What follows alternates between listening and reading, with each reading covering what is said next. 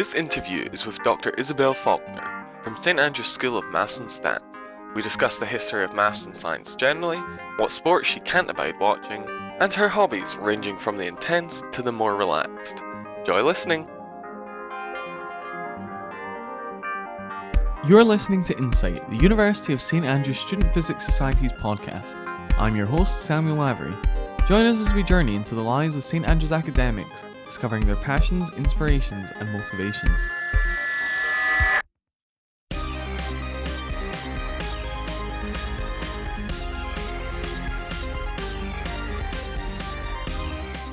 Today on Insight, we're interviewing Dr Isobel Falconer from the School of Mathematics and Statistics. Thanks for joining us. Hello, and great to be here, and thanks for the invite. Could you tell us a bit about your positions here at St Andrews, please? Yes, I'm a part-time reader in the history of mathematics in the Maths and Stats school, as you said, which means that I teach our honours level history of maths module that runs once every 2 years, and I supervise honours project students, and I do some research. And I support my colleagues who are working on the big MacTutor biographical database of mathematicians site. And we're trying to sort of build up the history of maths a bit and put it on a sustainable footing.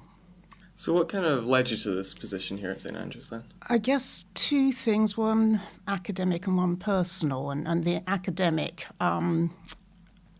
through even when I was at school, I was interested in both physics and history, maths, physics, history. And in fact, I went and did a physics degree, but decided in the end that I didn't really want to pursue lab physics. And so then I did a museum studies certificate, thinking of going into science museum sort of area.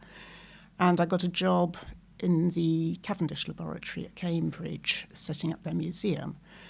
So the Cavendish is a world-famous physics department. It was founded by James Clerk Maxwell of Maxwell's equations and electromagnetic theory, and it had a succession of Nobel Prize winners as professors, and has an awful lot of their apparatus still there. And I got a job, for a 2-year job, putting all this apparatus on display and interpreting it, which was a fantastic job for me to have.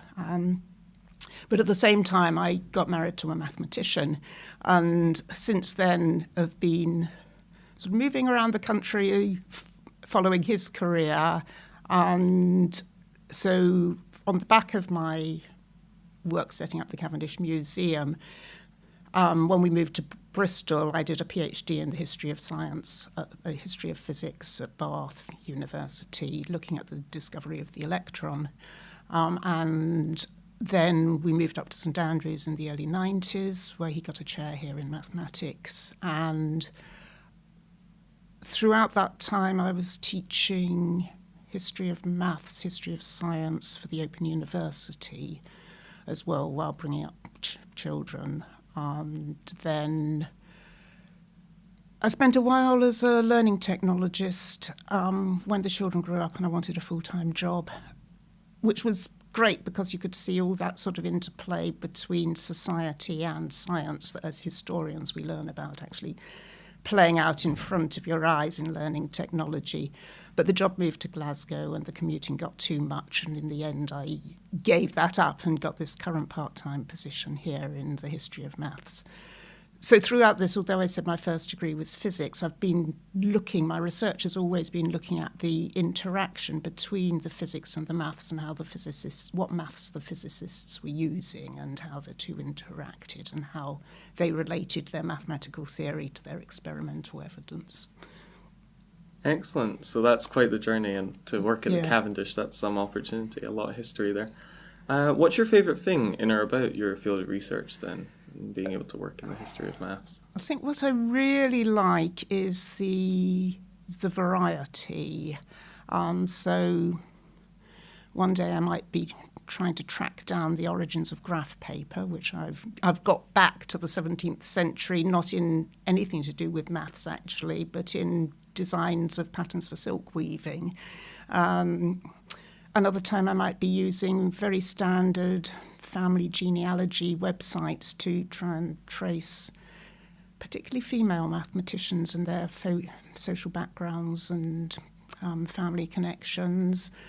And another day I might be trying to get my head round a bit of abstruse pure mathematics or understand what Maxwell's conception of the electromagnetic ether was and how that led into his equations. So there's quite a lot of scope for the stuff that you're doing. And did you do much novel research before focusing on the history of maths and physics? Or was it just final year projects? It was final year projects at undergraduate level. Then I went, as I said, in fact, it was those final year projects that convinced me I didn't want to do lab physics, and I went more in the history of physics and maths route. And do you have any formal training as a historian then? You mentioned this science museum course? Yes, I got some formal training in the museums course and then as a history of physics PhD student. So, the first year of the PhD was really quite difficult. I had to spend the entire year looking every other word up in the dictionary because I really just because they're a completely different set of approaches coming from the history side. And then since then I've gathered a lot, largely through teaching for the Open University, actually, where I'm now teaching a master's level history course for them. Okay. And do you think there's a difference in studying the history of maths as a mathematician versus as a historian then? Yes, I think there is. Those who come into it from mathematics tend to be very concerned with the concepts, the way the concepts have changed and developed, and have a very good understanding of which conceptual steps are significant and really significant and important. Whereas those who come from history tend to be much more aware and sophisticated in their dealing with the context in which the maths was being developed and thinking about the interactions between that context and the actual mathematics. So, and I try and bridge the gap, not altogether successfully all the time, but I try and sit between those two communities, in fact, and bridge across and have an understanding of the maths as well as the history.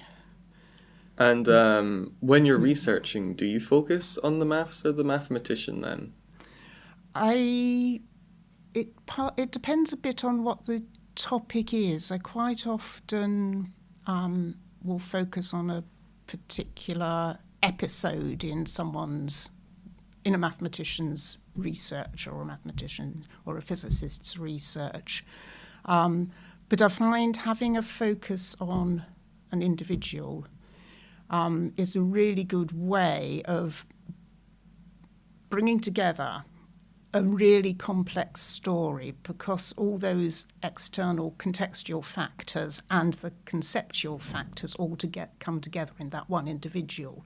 So rather than tracing the development of an idea with a little sort of side glances at the individuals, but not too much, I quite like to focus on an individual, just because it pulls all those things together in a way that makes it understandable, and you can just about tell a story. I mean, writing is linear, and that's one of its problems when you're actually dealing with something that's really multi-dimensional, like the interactions between all these different factors. So do you think it's easier to teach then if you're talking about the mathematician in this story and the things that lead to a concept?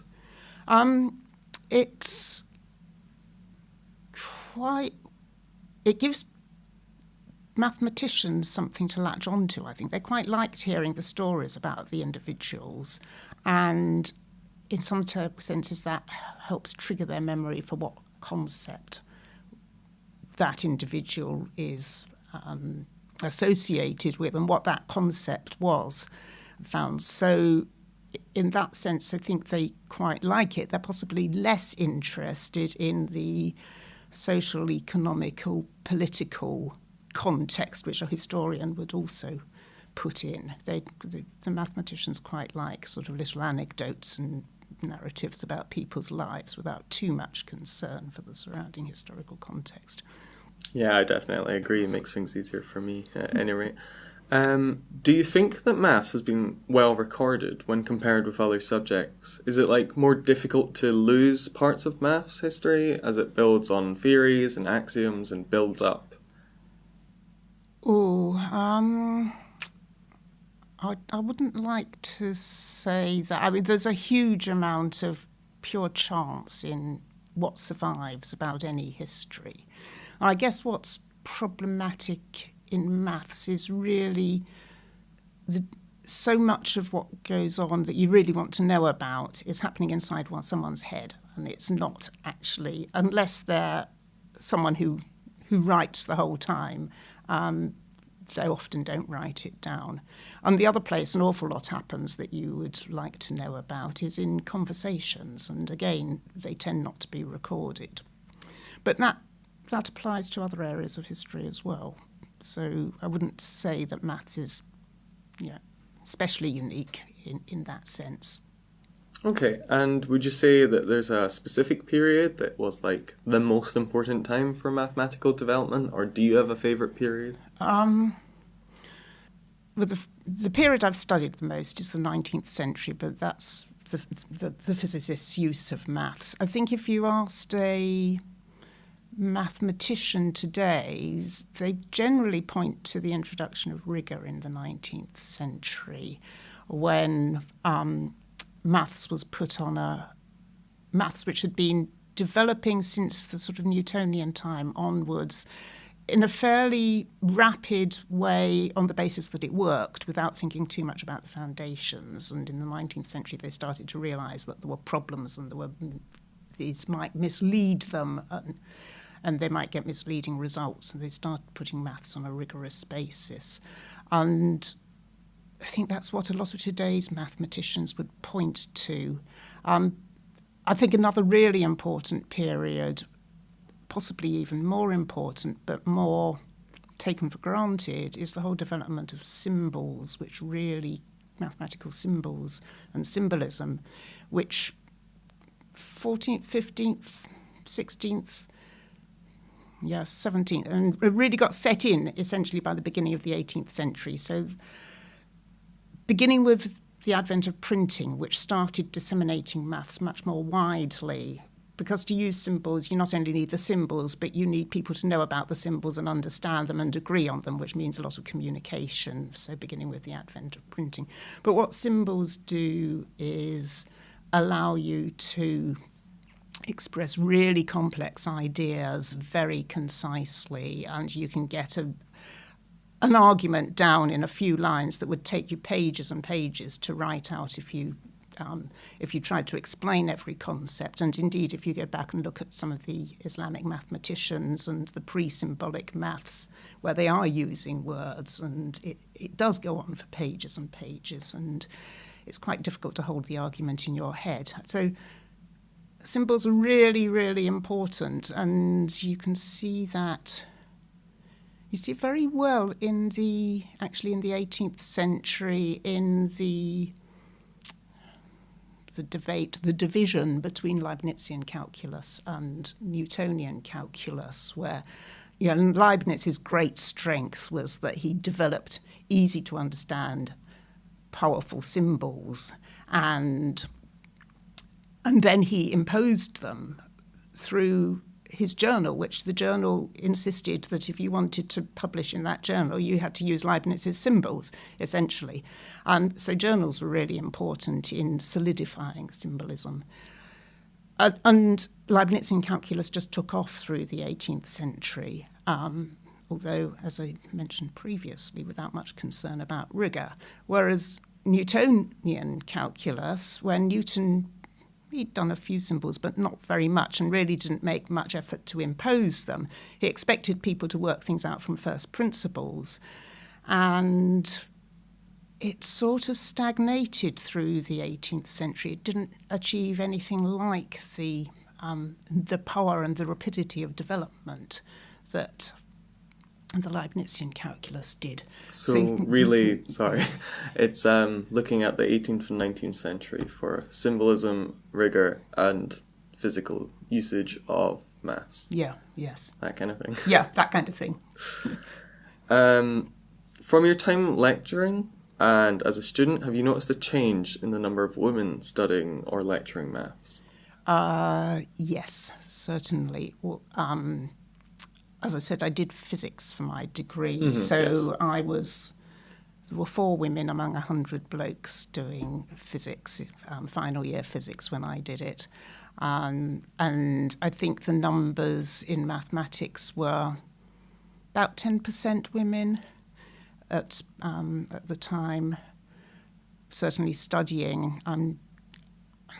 1 or 2 lecturers in a big department, not very many females on the research and lecturing side either. Whereas now, for undergraduates here, I mean, St Andrews I think does particularly well, but we're about 50% female undergraduates, and most universities are about 40%. So it has been a big change. So it's really quite substantial. And how do you think that change has kind of affected or will affect the progress of maths and physics? I don't notice. It may possibly become less obviously competitive. I don't know. I mean, one of the things that has driven maths certainly has been competition. Now, I don't like to be sort of stereotypical about females or anything, but it's possible that there would be a drift towards more team working and less obviously competitive. I don't see why concepts would change other than in the types of problems that people might be interested in. So you might get much more development of maths that's applicable to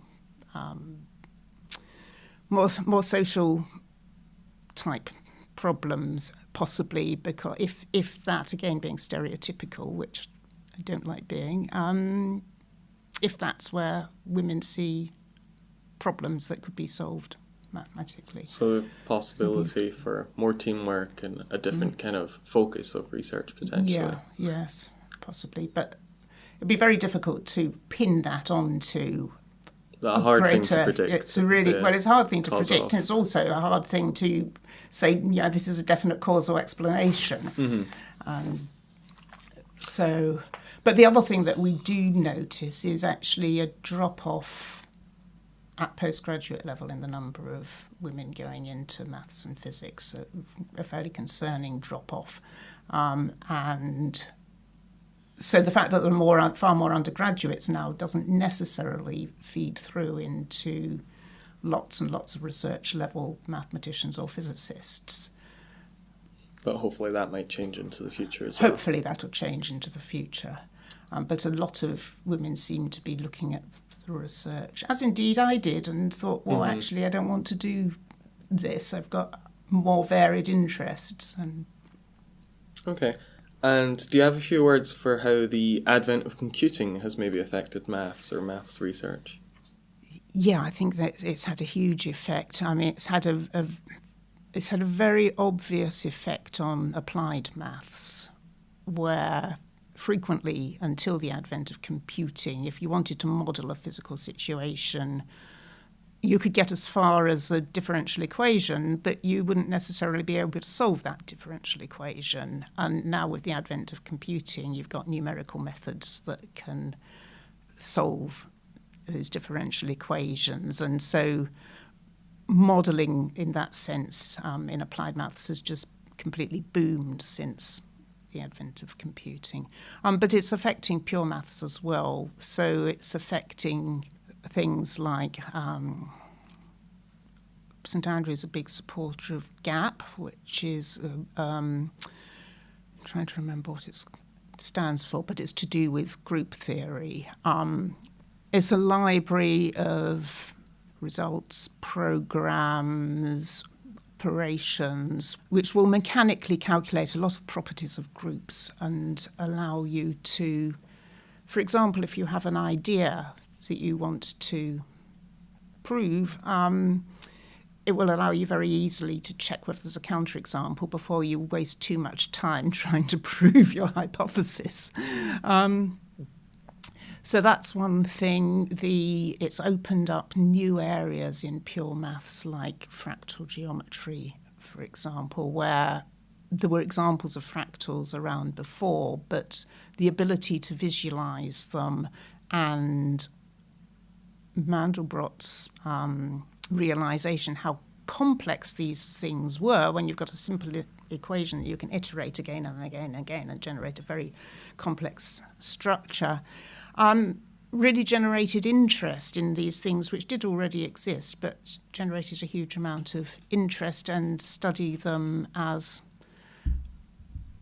bring those pre-existing fractals had tended to be developed as examples illustrating specific things. And once it was realised that actually they were really complex, really interesting, people started then studying them as a family of types of iterative complex equation. It's really having the muscle power to kind of study what you want and solve these differential equations and other complex numerical objects. Yes. And a place where the muscle power is really evident is in the proof of the four-colour theorem, of course, where there's about 80 pages, I guess, of pure maths, which essentially proves that you can colour any map with four colours, except for possibly about 5,000 cases that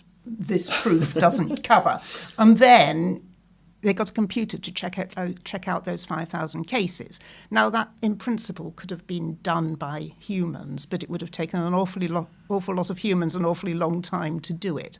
And that was, I guess, the first really big proof, computer-assisted proof, and it changed perceptions of how acceptable it was to use computer-assisted proofs. Okay, so there's a bit of camaraderie between the sciences to do with almost the purity, quote unquote, of the subject, saying like engineering's applied maths, or applied physics, or physics applied maths. Do you think there's a difference in how mathematicians see themselves via other scientists? If we're talking pure maths, then yes. If we're talking applied maths, not so sure. But if you really want to get a pure mathematician going, you ask them whether mathematics is discovered or invented. And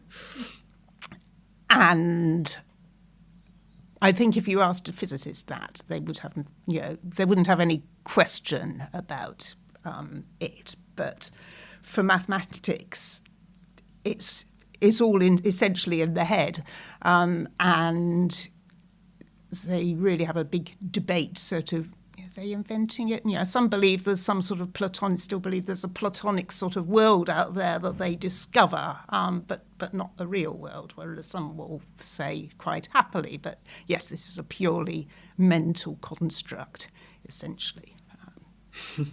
Okay, so is there a mathematician, dead or alive, who you would love to spend a day with? Apart from my husband. Oh, that's a nice answer. I guess, there are some who'd be great fun to spend the day with. So the two I know best who would be great fun would be James Clerk Maxwell or J.J. Thomson, who discovered the electron, but also did some really impressive work on vortex theory, mathematics of vortices, when he was a younger man, so I guess counts as a mathematician. And both of them were really lively characters, would be great fun to spend a day with. But I think probably it would be good to spend a day with someone that actually we know virtually nothing about, because it would be a good opportunity to find out about them. So there are a lot of really obscure women who are sort of hovering in the backgrounds or on the fringes of mathematics that would be good to. So there were, in the 17th century, some astronomers like Maria Kunitz or Christine Kirch who would be good. Maria Kunitz actually published in her own name, which was unusual because quite often astronomers, female astronomers, their husbands or brothers published their work under the male name. So, but Maria was, and she developed Kepler's tables, simplifying his calculations and doing away with the use of logarithms, which had only recently been invented, and Kepler used to speed up his calculations, but most of the world didn't understand them. So Maria tried to sort of simplify this and get rid of the logarithms. Or, as I said, Christine Kirch she's the first person I know about who actually got paid first female who got paid for doing maths, and that was when her brother, who was also an astronomer, died, and she took over essentially the family business of doing the calculations for astronomical calendars, and forced the academy that had been paying her brother to pay her. Initially they thought she was merely a woman and they wouldn't bother. But actually, thinking about it, there's one or two women called, and it's not clear whether they're one or two women, called Celia and or Elizabeth Bayton, who were British women in the first half of the 18th century. Elizabeth's husband, Henry Bayton, was editor for 30 years of something called The Lady's Diary, which, believe it or not, was the foremost maths publication in Britain at the time. It was indeed started as a lady's diary, of sort of yearly. It came out once a year, and it had calendar in and astronomical information and so on, but it also had puzzles. And increasingly, these puzzles were mathematical puzzles. And they were well beyond the sort of Sudoku things that we have in the newspapers now. So not too late on, they started involving calculus. And by 1750 or so, in fact, the debate over the foundational issues of the calculus starts making its way into the editorial in the Lady's Diary, which is certainly not what we expect in a woman's magazine these days. Anyway, in 1724 or so, a woman called Celia Bayton contributed an answer to one of these mathematical puzzles. So she was presumably related to Henry Bayton. Then when he died, his wife Elizabeth took over editorship of the diary for a while. Again, presumably had some mathematical competence to be taking over the editorship. But accounts vary over whether Celia was his daughter, or who she was, or was she his wife under a different name? Did she have two forenames? And some say that she was his daughter by Elizabeth, but in that case she was only 2 when she was writing math solutions. Well, I don't believe maybe we it. shouldn't go down that rabbit hole today, yeah. So, but anyway, it'd be great to spend some time with her or them and actually find out what their maths background and what their involvement in this periodical was. And excellent. A number of options. You could solve that mystery, or you could meet Maxwell and his dog, which would also be good fun. It'd be really great fun to go tubbing on the Ural with Maxwell. Would you have described yourself as a good student? Did you deal with deadlines well? Yeah, I generally hit deadlines. I'm not so good at hitting deadlines more as the pressure comes on, but I did as a student. Yeah, I generally hit deadlines. And were there any? Do you remember handing in things late at all? No, something getting not close really. to the wire. No, but I had this. Things got close to the wire over the holidays because my policy was sort of to work during term time and then to take time off and have a holiday, and I wasn't so good at not leaving preparation for stuff that had to be handed in the first day back until the day before I went back. So, but during term time, it was a bit easier to sort of keep up to date. And did you have any good luck practices? Do you have any now? No, not really. I try and get a good night's sleep. That sounds like it would bring you a lot of good luck, to be fair. What's the worst TV show or movie or performance that you've had to endure for somebody else's sake? Your friend dragged you to the cinema for a naff movie, or... You're not so much friends. Because actually, I would say, luckily, my friends have reasonable taste. I do remember a time when I had to fill in about 6 hours between a ferry and a train in Australia with my children who were then teenagers. And in a town where the only thing to do really was a cinema. Or at least they thought the only thing to do was a cinema, and going to see, I think it was called Evolution, which was a really bad sort of sci-fi comic film about, I guess that would have been 2001. So that was pretty dire. Okay, a damning review of Evolution by Isobel Falconer. Where is the place that you visited that has made the most impact on your life?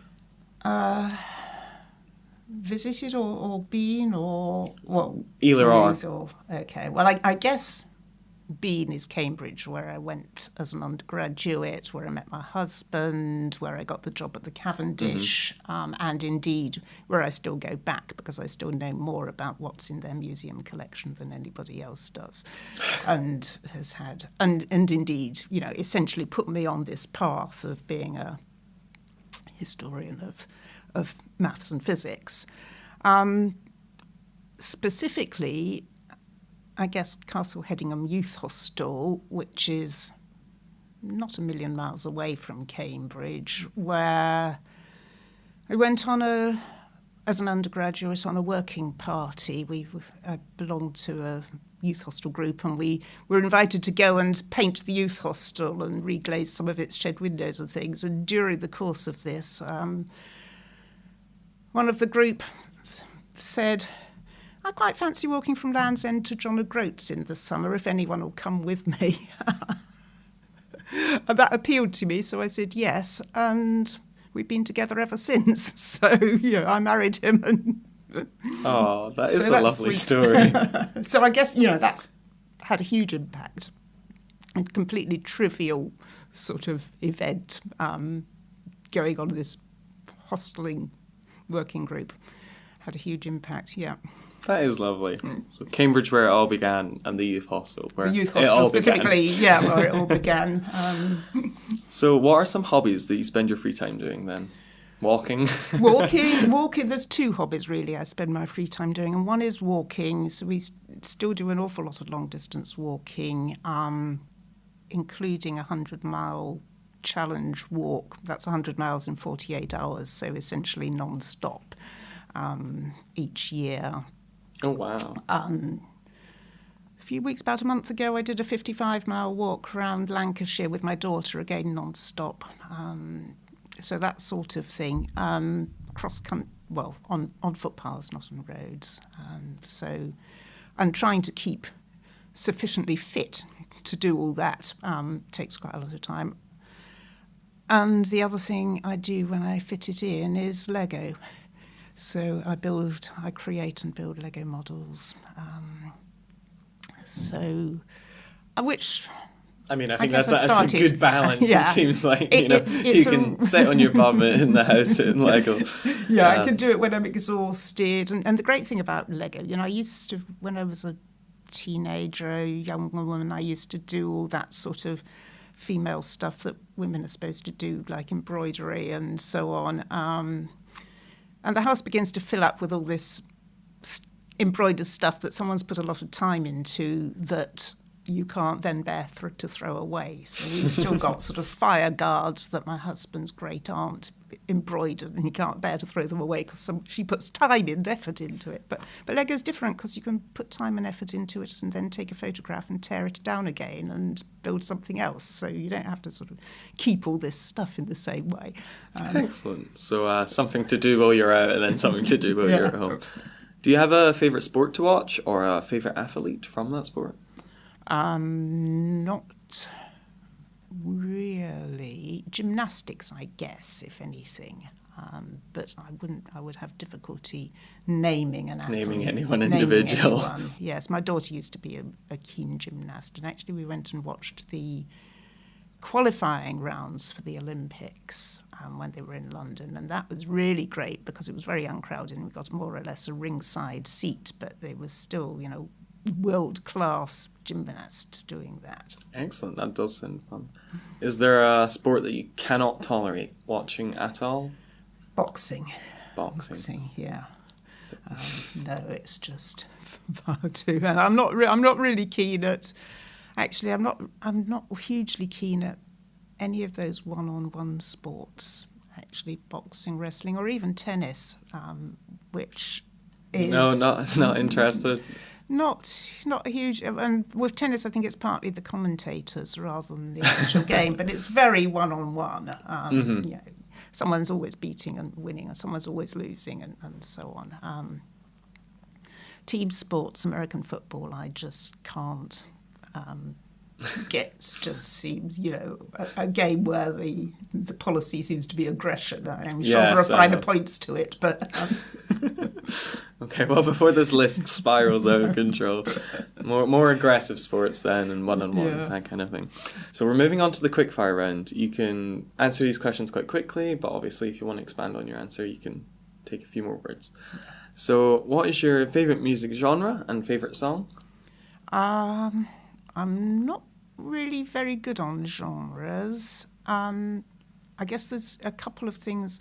I quite like 1930s and 40s musicals, so people like Cole Porter or Rodgers and Hart, those sorts of things. But I also like, I like jazz, but a more recent stuff like Kirsty MacColl is probably my favourite. One of her songs that's a favourite then?